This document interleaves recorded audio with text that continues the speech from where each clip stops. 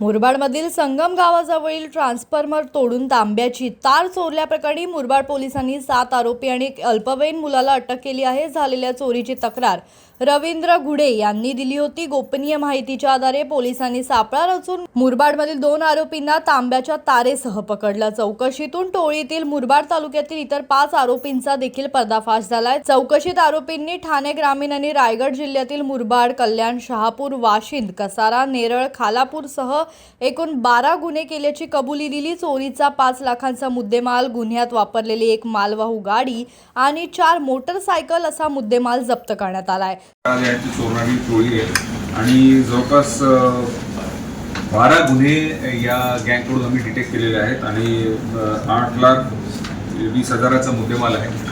या भागामध्ये ट्रान्सफॉर्मर चोरीचे खूप मोठे तक्रारी येत होत्या। बेसिकली अतिशय इझी टार्गेट आहे। ट्रान्सफॉर्मर सेपरेट प्लेसेसमध्ये तिथे कुठलंही प्रोटेक्शन नसतं, काही नसतं। त्यामधले जे तांब्याचे तार आहेत त्या बऱ्यापैकी एक्सपेन्सिव्ह असतात, त्याची डिमांड असल्यामुळे ही गँग कंटिन्युअसली केवळ ठाणे ग्रामीण जिल्ह्यामध्ये नाही परंतु आसपासच्या 2-3 जिल्ह्यामध्ये कार्यरत होती आणि LCBच्या टीमनी त्याचबरोबर मुरबाड यांच्या SDPO मुरबाड आणि पोलीस स्टेशनच्या टीमनी अतिशय चांगलं काम केलं। ती एक गँग डिटेक्ट केलेली आहे, त्याचा हा प्रेस नोट आपल्याला द्या।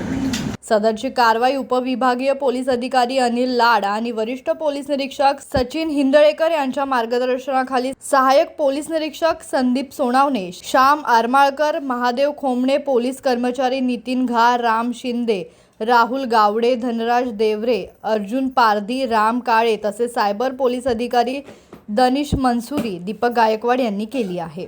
जीवन शिंदे, जनशक्ती, मुरबाड।